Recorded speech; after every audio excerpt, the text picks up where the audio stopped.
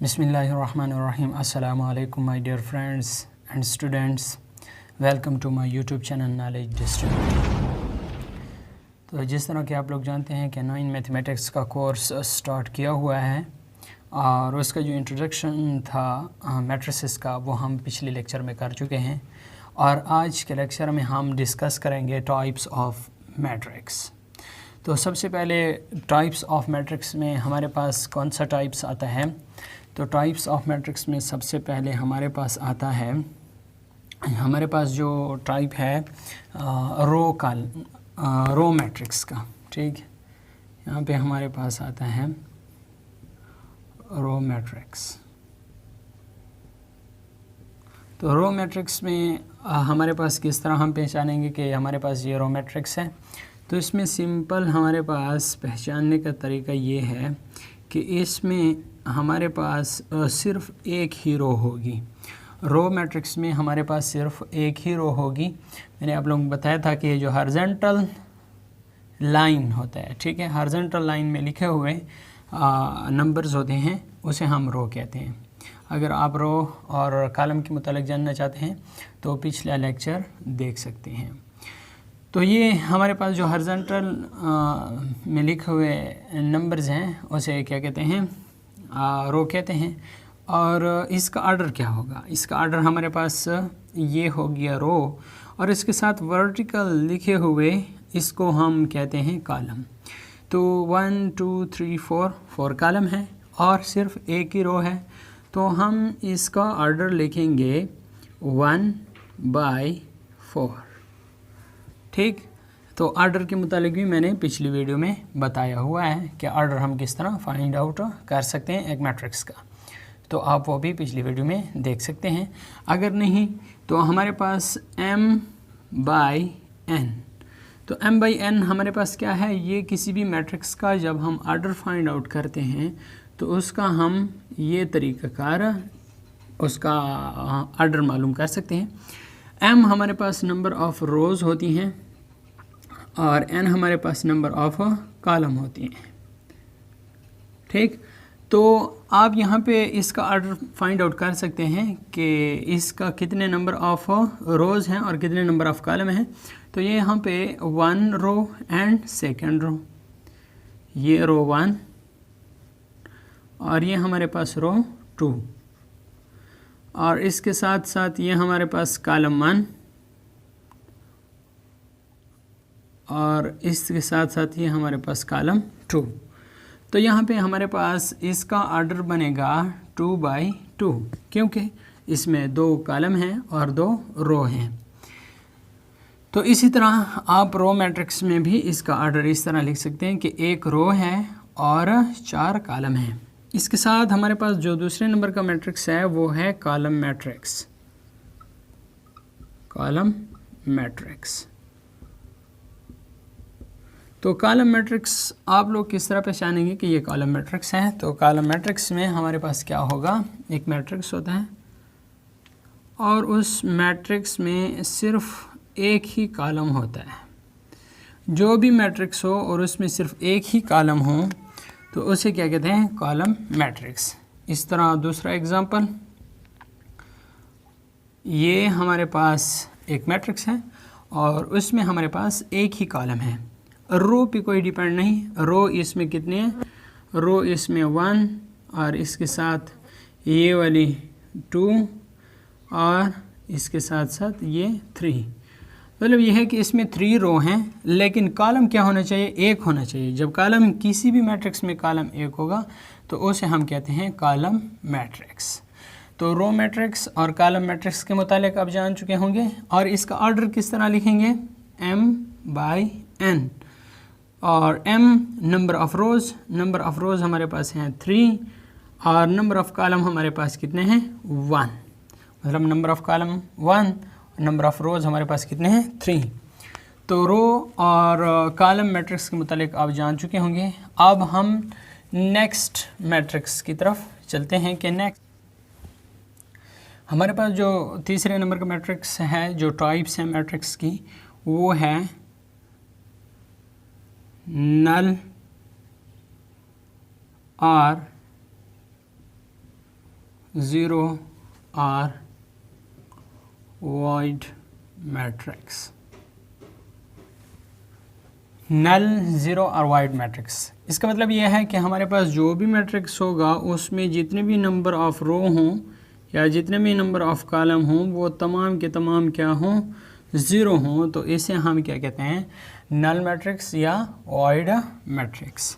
Denote करते हैं इससे उसे, और इसका आर्डर भी होता है, आर्डर m/n, और इसके साथ साथ इसका क्या आर्डर होगा, नंबर ऑफ़ रोज़ कितने हैं, m डिनोट करता है नंबर ऑफ़ रोज़ को और n डिनोट करता है नंबर ऑफ़ कॉलम को। तो इसमें आप मालूम कर सकते हैं कि ये 1 रो हो गया, इसके साथ ये 2 रो और इसके साथ ये 3 रो। कॉलम आप जानते हैं 1 2 3, तो ये कितना इसका आर्डर आ गया 3/3, मतलब यह है कि 3 रोज़ हैं और 3 कॉलम्स हैं। तो जो भी मैट्रिक्स होगा उसमें नंबर ऑफ़ कॉलम और नंबर ऑफ़ रोज़ अगर तमाम के तमाम ज़ीरो हों तो वो आपके पास नल, ज़ीरो या वॉइड मैट्रिक्स कहलाएगा। इसके बाद नंबर 4 पे है हमारे पास है जो टाइप्स है मैट्रिक्स की हैं, वो है रेक्टेंगुलर मैट्रिक्स। तो यहाँ पे रेक्टेंगुलर मैट्रिक्स हैं। रेक्टेंगुलर मैट्रिक्स का मतलब ये है कि इसमें जो होगा m इक्वल नहीं होगा n के, मतलब ये है कि नंबर ऑफ रोज़ इक्वल नहीं होगा नंबर ऑफ कॉलम के। बात समझ आ रही है कि नंबर ऑफ़ रोज़ ये बराबर नहीं होगा नंबर ऑफ़ कॉलम के, तो उसे हम कहते हैं रेक्टेंगुलर मैट्रिक्स। फॉर एग्ज़ाम्पल हमारे पास है 1 2 3 4 5 6, तो इसमें जो नंबर ऑफ़ रोज़ हैं वो हैं 2 और नंबर ऑफ़ कॉलम हैं वो हमारे पास हैं 3। तो इसका आर्डर किस तरह बनेगा, तो इसका आर्डर बनेगा m/n, m number of rows 2 multiply n number of column 3। तो m और n बराबर नहीं है क्योंकि 2 बराबर नहीं है 3 के। बात समझ आ रही है, 2 यहाँ पे 2 और 3 बराबर नहीं है। बात की समझ आई। तो रेक्टेंगुलर मैट्रिक्स उसे कहते हैं जिसमें नंबर ऑफ़ रोज़ बराबर ना हो नंबर ऑफ़ कॉलम के, तो वो हमारे पास होता है रेक्टेंगुलर मैट्रिक्स। तो इसके बाद हम पढ़ेंगे स्क्वायर मैट्रिक्स के मुतालिक। तो हमारे पास 5वें नंबर पे है स्क्वायर मैट्रिक्स।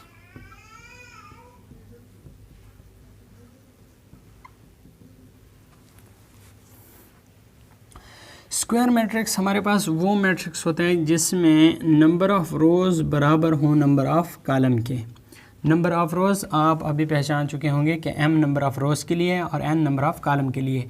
नंबर ऑफ़ रोज़ जब बराबर होते हैं नंबर ऑफ़ कॉलम के तो वो हमारे पास क्या होता है, स्क्वायर मैट्रिक्स। फॉर एग्ज़ाम्पल यहाँ पे देखें 1 2 3 4, तो ये हमारे पास नंबर ऑफ़ रोज़ जो हैं वो बराबर हैं नंबर ऑफ़ कॉलम के, m/n। नंबर ऑफ़ रोज़ कितने हैं 2 और नंबर ऑफ़ कॉलम कितने हैं 2, तो हमारे पास ये बराबर है नंबर ऑफ़ रोज़ बराबर है नंबर ऑफ़ कॉलम के, तो इसे कहते हैं स्क्वायर मैट्रिक्स।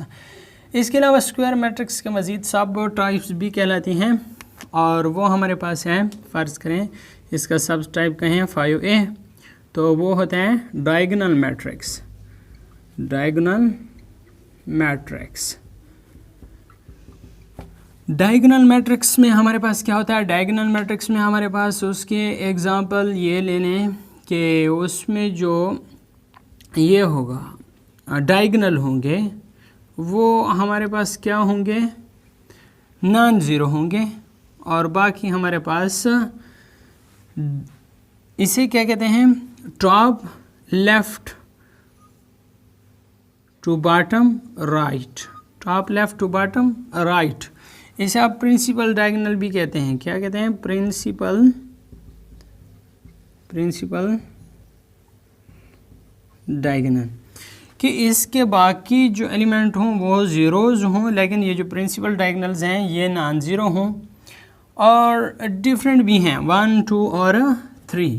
तो ये हमारे पास मैट्रिक्स की एक फॉर्म है, क्योंकि इसमें नंबर ऑफ़ रो और नंबर ऑफ़ कॉलम इक्वल हैं।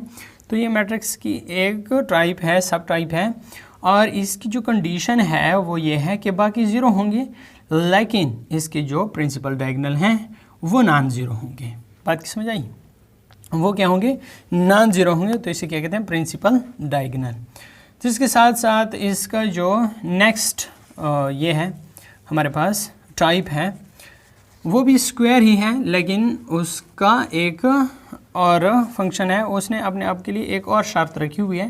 तो इसे नाम देते हैं फायो बी। और ये हमारे पास है स्केलर मैट्रिक्स। तो ये हमारे पास क्या है? स्केलर मैट्रिक्स है। स्केलर मैट्रिक्स भी स्क्वायर मैट्रिक्स की एक फॉर्म है, एक टाइप है, सब टाइप। और उसका कहना ये है कि इसके जो ये होंगे डायगोनल होंगे वो क्या होंगे? इक्वल होंगे। ठीक है ना? इसके जो डायगोनल होंगे वो हमारे पास क्या होंगे? इक्वल होंगे। जो प्रिंसिपल डायगोनल हैं ये इक्वल हैं, तो इसे कहते हैं स्केलर मैट्रिक्स। और इसके अलावा इसका ऑर्डर भी 3/3 ही है। स्क्वायर मैट्रिक्स की फॉर्म है। और इसने अपने आपके लिए एक शर्त रखी हुई है कि इसके जो जितने भी डायगोनल हैं वो क्या होंगे? इक्वल होंगे। इसके अलावा बाकी हमारे पास जो नंबर्स हैं वो ज़ीरोज़ होंगे, और इसके अलावा जो इसके डायगोनल हैं वो इक्वल होंगे, तब हम जाके इसे कहते हैं स्केलर मैट्रिक्स। इसके बाद इसका जो तीसरा टाइप है वो है आइडेंटिटी मैट्रिक्स। आइडेंटिटी मैट्रिक्स, और आइडेंटिटी मैट्रिक्स में हमारे पास क्या होता है? आई से डिनोट करते हैं इसे। ठीक है? और ये जो डायगोनल हैं वो क्या होने चाहिए? 1 होने चाहिए, तब हम जाके इसे क्या कहते हैं? आइडेंटिटी मैट्रिक्स कहते हैं। इसकी जो डायगोनल्स हैं वो हमारे पास क्या होने चाहिए? 1 होने चाहिए, तब हम इसे क्या कहते हैं? आइडेंटिटी मैट्रिक्स कहते हैं। और इसका ऑर्डर हमारे पास 3/3 ही रहेगा। तो उम्मीद करता हूँ इस बात की भी समझ आ गई होगी कि ये जो हैं इसके इक्वल होने चाहिए। ठीक है? कोई भी नंबर हो लेकिन इक्वल होना चाहिए, तब हम जाके उसे क्या कहते हैं? स्केलर मैट्रिक्स कहते हैं। और आइडेंटिटी मैट्रिक्स उसे कहेंगे कि जिसके ये डायगोनल हैं, प्रिंसिपल डायगोनल्स, वो क्या होने चाहिए? 1 होने चाहिए। तो इसे हम कहते हैं आइडेंटिटी मैट्रिक्स। इसके बाद हम क्या कहते हैं? मैट्रिक्स का ट्रांसपोज। तो वो किस तरह लेते हैं अभी वो सीखते हैं। तो इसी तरह हमारे पास है transpose of matrix. Transpose of matrix में हमारे पास फॉर एग्ज़ाम्पल हम ए मैट्रिक्स लेते हैं, और ये हैं 1 2 3 4 5 6 7 8 9। ये हमारे पास एक मैट्रिक्स है। और इसका अगर हम ट्रांसपोज लें तो आप लोग जानते हैं कि रो कौन से होते हैं? जो हॉरिजॉन्टल होती हैं, और कॉलम कौन से होते हैं? जो वर्टिकल होते हैं।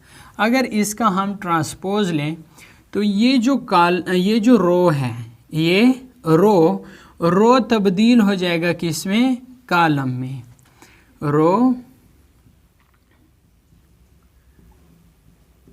convert into column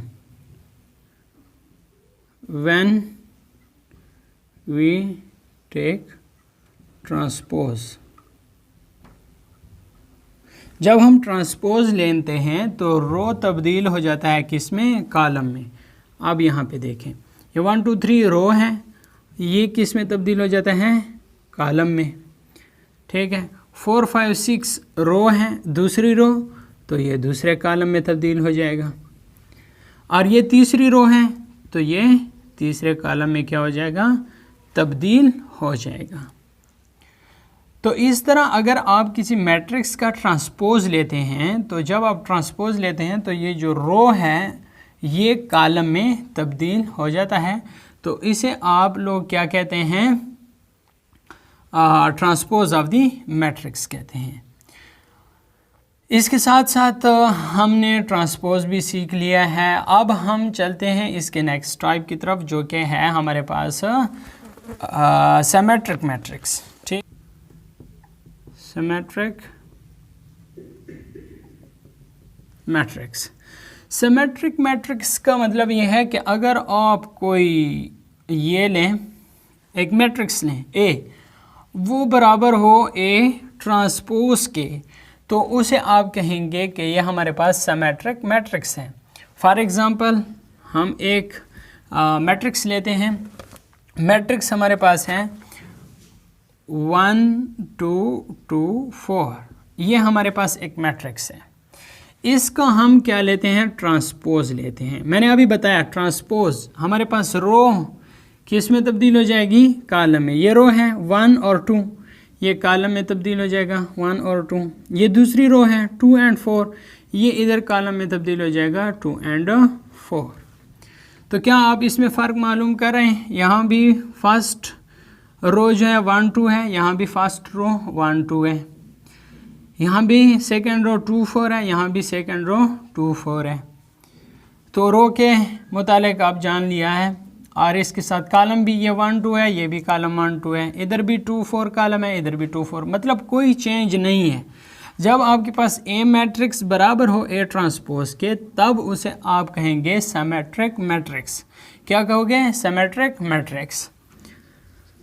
हमारे पास इसके बाद है स्क्यू सिमेट्रिक।